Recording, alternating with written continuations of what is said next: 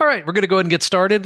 Thanks everyone for joining us today. My name is Court Tompkins. I'm CTO here at IP Configure, and we're going to spend a few minutes talking about everything that is new in Orchid 26.3. So that's our latest release of Orchid VMS. It was released about 30 days ago. Has a handful of new and exciting features as well as a bunch of small improvements. So we'll go through everything there, and then we'll also talk about what we can look forward to in our next release in version 26.6. So in 26.3, the big new enhancement we have is what we call a monitor user. So that is a new user permission that's available in Orchid Fusion and Orchid Hybrid management servers.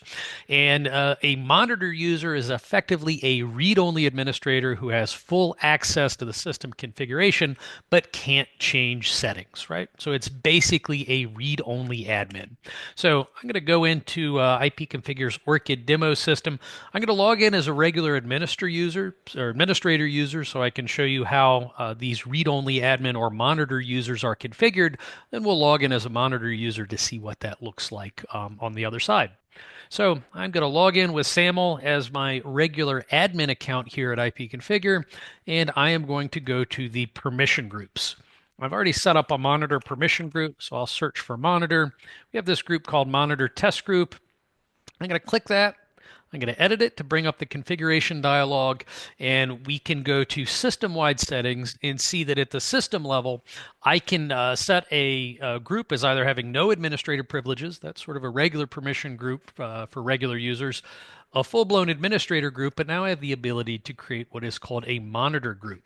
So again, monitors can get to basically everything an administrator can see. They just can't save any settings. They can't actually make changes to the system. These monitor users may or may not have access to video. So globally, we can give a monitor user access to live video, to video exports, to playback, PTZ control, as well as talk down, right? So that's the cameras with mic or with speakers attached, or I can send audio to that camera. So I can control whether this monitor user is really sort of maybe just an IT type admin who I want to be able to maybe monitor system health, see what servers are down, or maybe they're more of an operational user and I still want them to be able to see video. So I can control all of those things. So for this monitor group, I am going to just give access to live video. I'm going to save that group. Now I'm going to log out. So I'm logging out of my full admin account.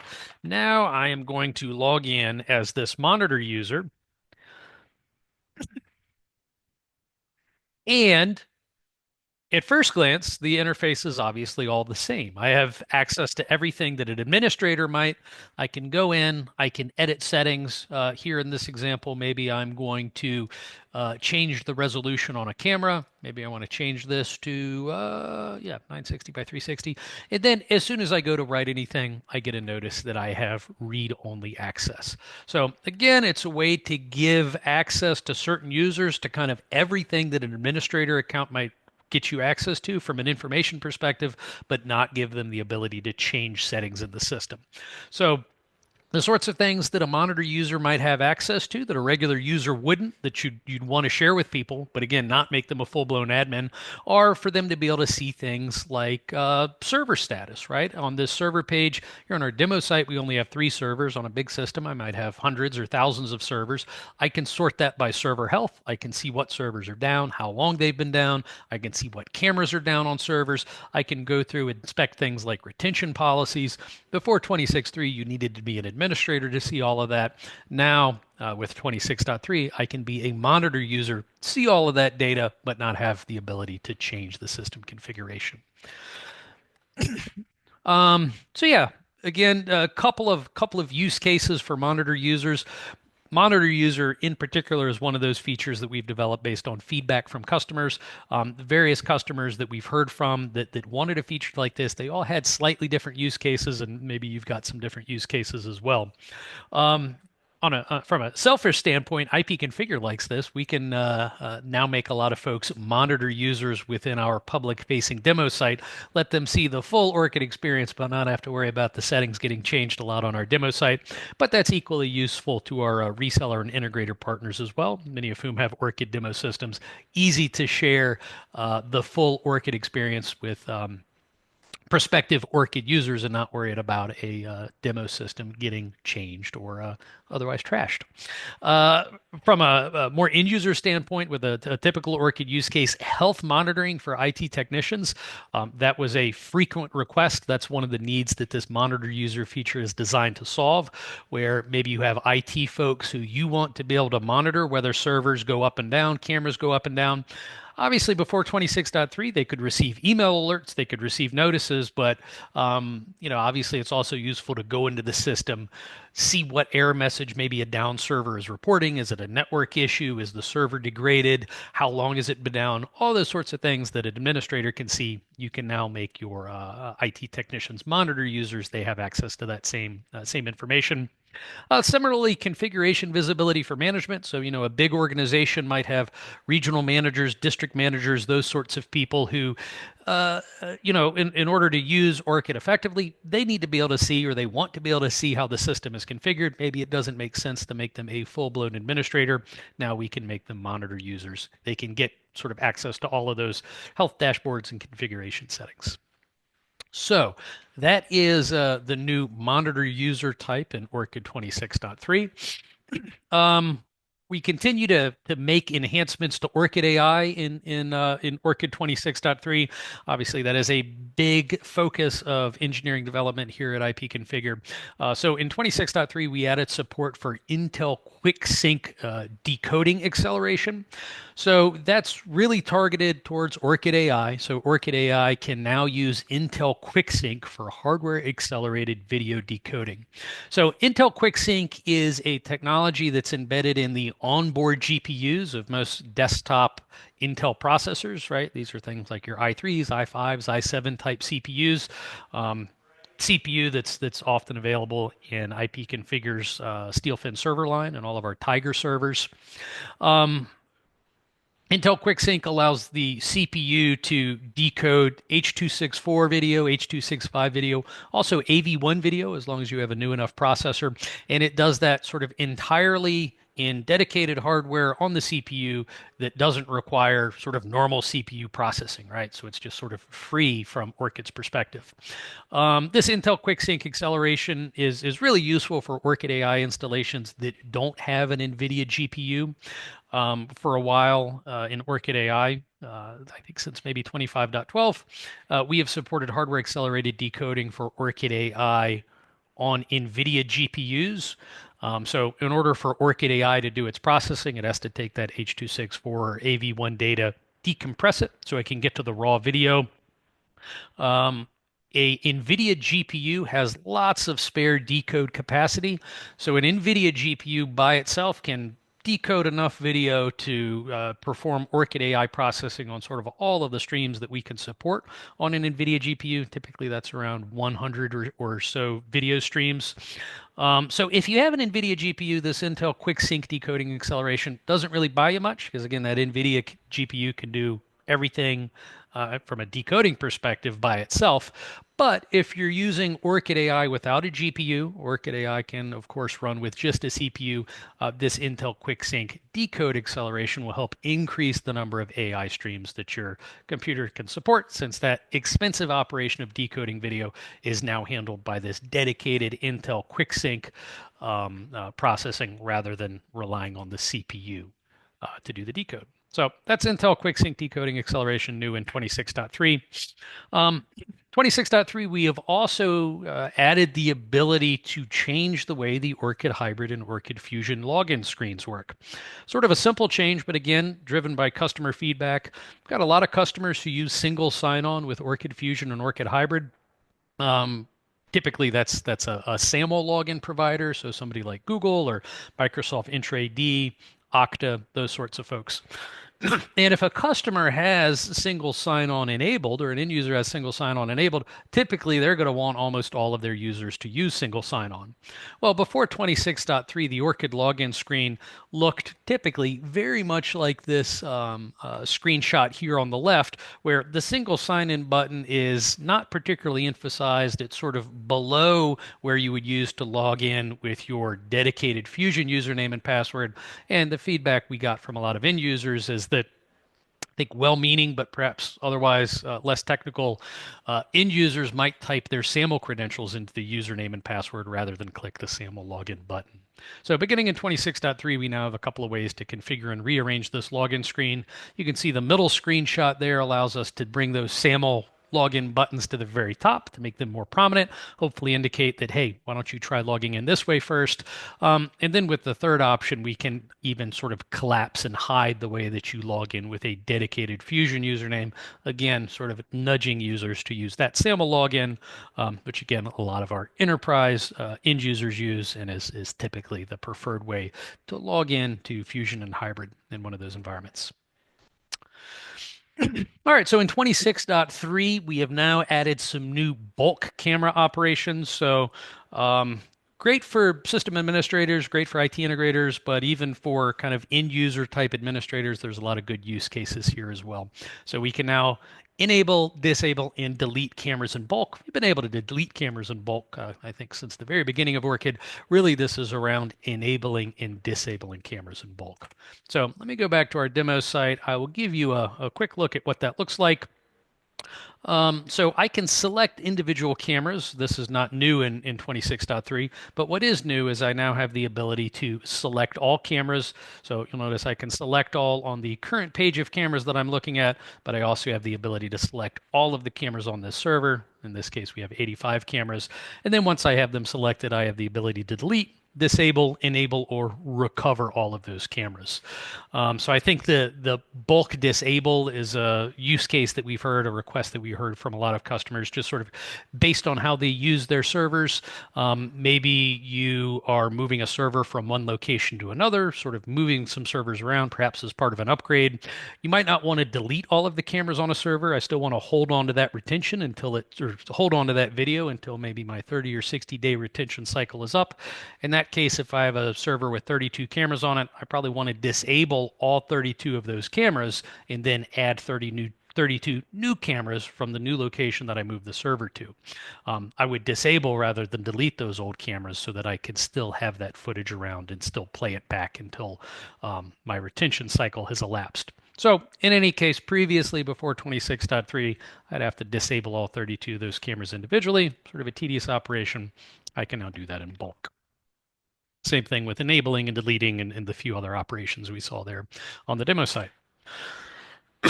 All right, also new in 26.3, we have introduced the notion of Orchid impairments. This is a concept that we are going to continue to build upon in Orchid, particularly around our notification system. But Orchid impairment, that is an Orchid recorder that isn't broken, but also isn't not broken, which is to say an Orchid that is still up, it's still recording video, it's still possible to view live and recorded video on the server, but it has some problem that is otherwise impairing its functionality. So these are things that we wanted to make very visible to administrators, and the sorts of maybe failures or problems that we don't want to just bury in logs somewhere and you don't know about it until you encounter the problem and then have to talk to IP configure tech support. These are issues that we want to make more visible. So we have this new notion of a Orchid server that is impaired. So I've got this screenshot here in the top right of a server list. We've got this chip now that indicates that this demo server, it's still online, it's still recording. You can see it has 10 of 10 cameras online, but there's some impairment that is inhibiting its proper operation. So if I click on that server, I can see a list of those impairments. In this case, a connection to our Smart Search database is lost. The Smart Search Postgres service may have been shut down.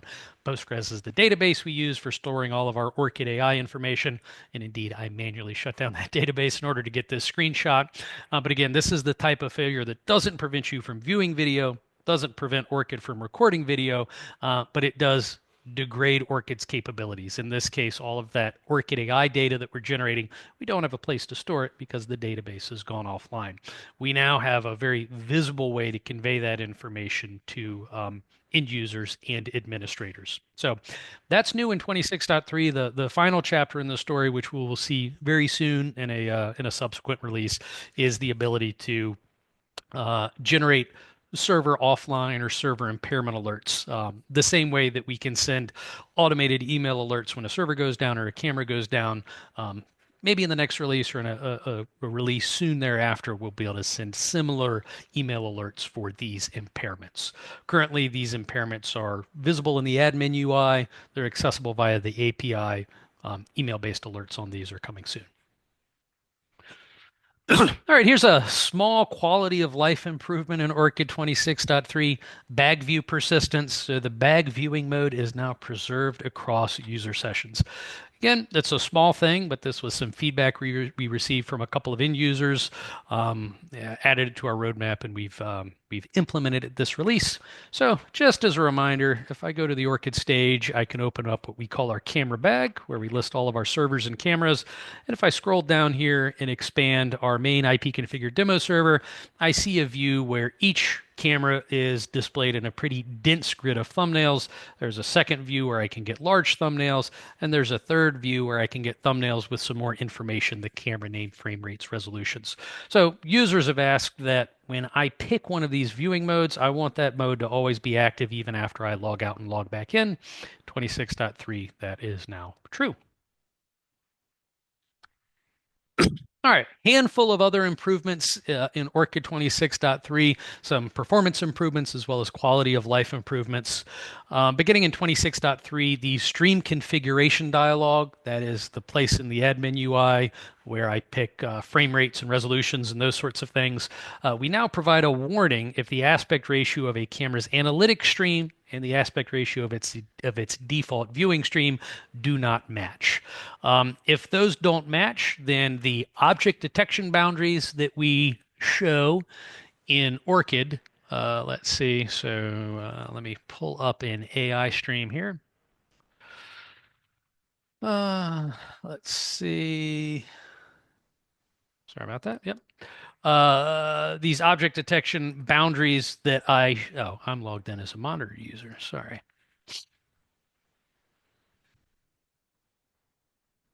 Here we go. Yep. So these object detection boundaries that we show in Orchid, again, this processing is done on our analytic stream. And so if the aspect ratio of your analytic stream does not match the aspect ratio of your default viewing stream, these bounding boxes that we place around detected objects might not be accurate. So we now want to provide a warning when that happens. All right. Let's see here.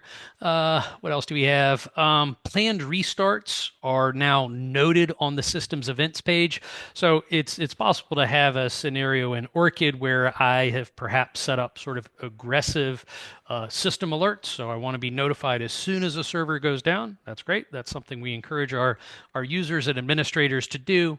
However, there are times when Orchid restarts and there's really nothing to do. There's nothing to worry about. For instance, system upgrades. So in 26.3 on our systems events page within Orchid, we now notate which are planned restarts. And these are restarts due to either upgrades or properties file changes, and which are unplanned restarts that might indicate some problem I need to look into.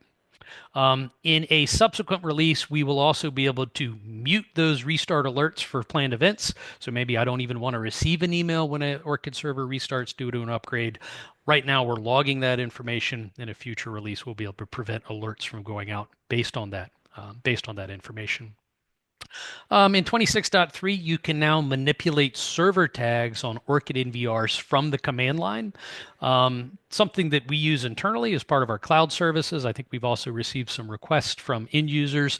A lot of sort of interesting server management use cases for setting and removing tags on Orchid servers from the command line using some maybe monitoring script or infrastructure running on the NVR itself. Let's see, in 26.3, Orchid Recorder will no longer prune any archives when all cameras are disabled on the recorder. So this is sort of an interesting use case.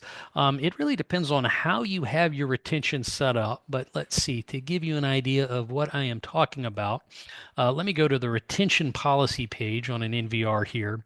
And a typical Orchid server will have the retention set in automatic mode, When the retention is in automatic mode, an Orchid server will record and basically use as much disk space as is available to it, and it will give every camera the same number of days of retention based on the amount of disk space that's available. However, it is also possible to set a fixed retention. So maybe for legal compliance reasons, particularly there's some jurisdictions you're not allowed to keep too much video. There's also customers who just maybe from a quality of service standpoint, the folks running the system, if they have 20 servers, they want every server to have exactly 60 days of video because maybe it's sort of challenging to explain to internal stakeholders why this server has 60 days and this server has 65 days. They just want to fix everything at 60 days. However, before 26.3, this 30 days of retention would also impact disabled cameras. So, for example, if you had a server that was involved in some significant event, I wanted to pull it off the shelf and sort of permanently archive it so I could keep that video forever, I might disable all of my cameras.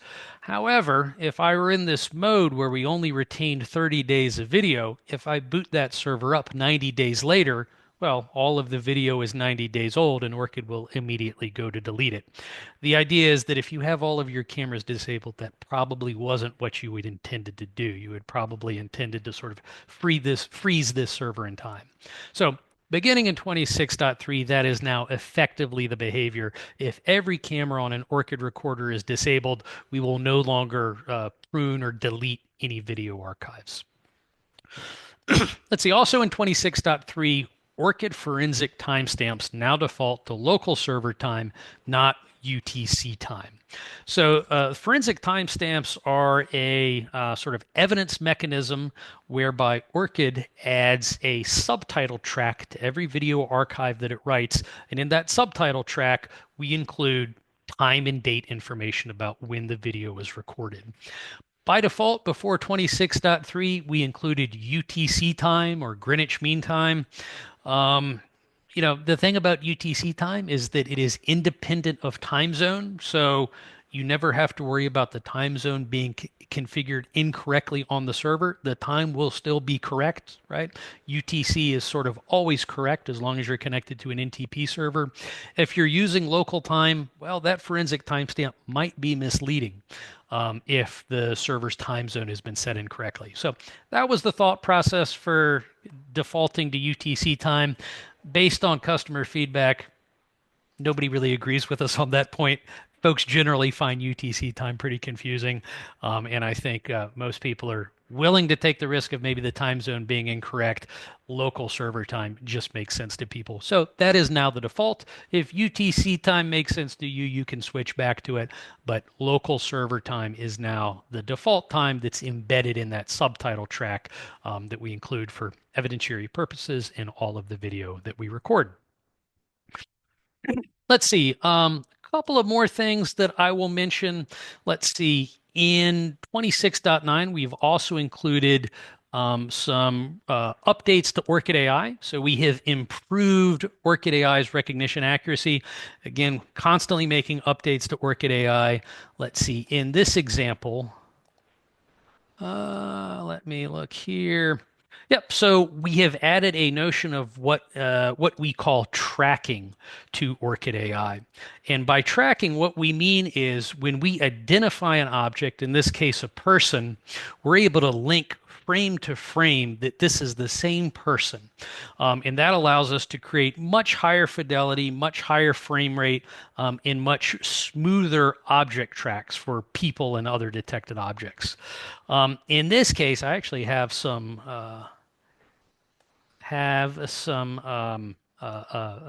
sort of prototype feature, a debugging feature enabled, which I'll show you in a second, which allows me to actually see an identifier attached to this object. And you can see this number, this identifier does not change. We have detected that as sort of the same person, the same object throughout this entire track. And you notice we have a very smooth box around that person. See, if I jump in time, I think similarly, we'll see this truck's detected. I've got a detection ID next to the truck. We know that that is the same truck throughout the entire duration of this object being detected. And the bounding box, the detection zone that we've created for that truck has a very sort of high frame rate, high fidelity, and it's very smooth. Again, this is really kind of a behind the scenes tool, but I'll show you how I enabled that tracking ID. If I go to my Orchid site and remove stage or whatever page I happen to be on and replace it with flags, we get these advanced settings that I can play around with. The option that I enabled was this AI object tracking IDs. By default, it's disabled. The IDs really don't tell you much, but if you're interested in seeing how Orchid can maintain a track, again using this tracking method for object detection events, you can enable that, and you'll see those numbers. All right, so that is everything that is new in 26.3. 26.6 is shaping up to be a really big release for us. For any given release, our engineering team is working on not just what's going to be available in 60 days or 90 days at the time of the next release. We're also working on what's going to be available 6, 9, 12 months from now. So the 26.3 release had some great features in it, but a lot of that time was also being spent working up to our next release, our 26.6 release, which we are really excited about. So things likely to appear in 26.6 is the initial release of events, triggers, and actions. So if you have been following our webinars, you've been hearing about events, triggers, and actions for I don't know how long, at least a year now. It's been a long time coming, and in 26.6, we will have the first version of this. So events, triggers, and actions is a really sophisticated system. The first version of it is designed to work with Orchid AI. We'll also be able to work with on-VIF camera events, but really Orchid AI is the focus. And we will be able to create pretty sophisticated rules about when Orchid AI events happen under certain circumstances, we can then perform actions, tie those up with schedules, tie those up with specific cameras based on tags. So, kind of the canonical use case that we often give for events, triggers, and actions is maybe when Orchid AI detects a person in my store after store hours, and those store hours can all be defined differently for different locations. I want to send an email with a stage link, and maybe I also want to use a webhook to notify some third-party system. So those sorts of kind of chaining workflows, starting with Orchid AI based on specific cameras, specific servers with varying schedules between servers, then perform some action. That is events, triggers, and actions. We're going to talk a lot more about that in the 26.6 release presentation because that is coming soon. We'll also have continued Orchid AI enhancements in 26.6.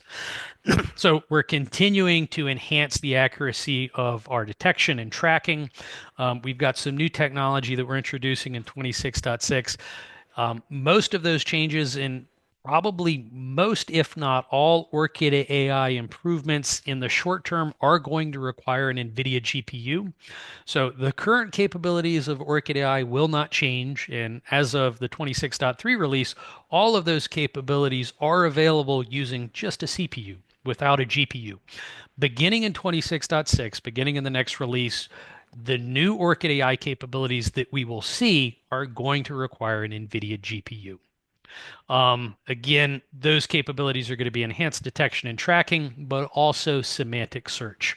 So in 26.6, very likely we will have first or we will have semantic search available in Orchid. Semantic search is sorts of functionality you've seen where maybe I want to find everybody on these 5 cameras who was wearing a red polo shirt over the last week. That's the sort of thing that we're going to be able to do in 26.6. Again, it will require an NVIDIA GPU. It's going to be part of Orchid AI, but that will be available in 26.6. So that's what's coming. Events, triggers, and actions. Lots of Orchid AI enhancements. We'll continue to see more Orchid AI in the next release after that in 26.9 as well. But we'll talk about what that future looks like in the next release presentation. All right, so that is it. That's everything new in 26.6 or 26.3. Again, we've got a lot of online training and support resources out there. Training.ipconfigure.com is our free self-paced online training. Manuals for Orchid are available at manuals.ipconfigure.com. Our support team is available at support.ipconfigure.com. Got some phone numbers and links and email addresses here. We definitely want to hear from you. As I've mentioned, A lot of these 26.3 features were based on feedback from our integrators, our resellers, and our customers. So it's really important, everyone on this call. We definitely want to hear from you. So if you have problems or questions about your Orchid system, please do not hesitate to reach out to our tech support team. They're all based here in our headquarters in Norfolk, Virginia. Phone number is there on the screen, or you can go to ticket.ipconfigure.com, submit your issues or questions there. And again, if you have ideas or feedback, please do not hesitate to reach out to us. You can reach out to your salesperson. Most of you guys on this call, I expect, know Ben Turner. He does operations for us here. He does a lot of the sort of individualized release training that we do for a lot of customers. So if you've got ideas for Orchid enhancements, maybe some of these features that you heard about today, maybe they solve some of your issue, but not all of your issue. You would wish we had maybe thought about things in a different way. Please reach out to us. We'd love to hear from you. So that is everything new in 26.3. I'd like to thank you for joining us, and I will see everyone for the 26.6 release presentation. Thanks a lot.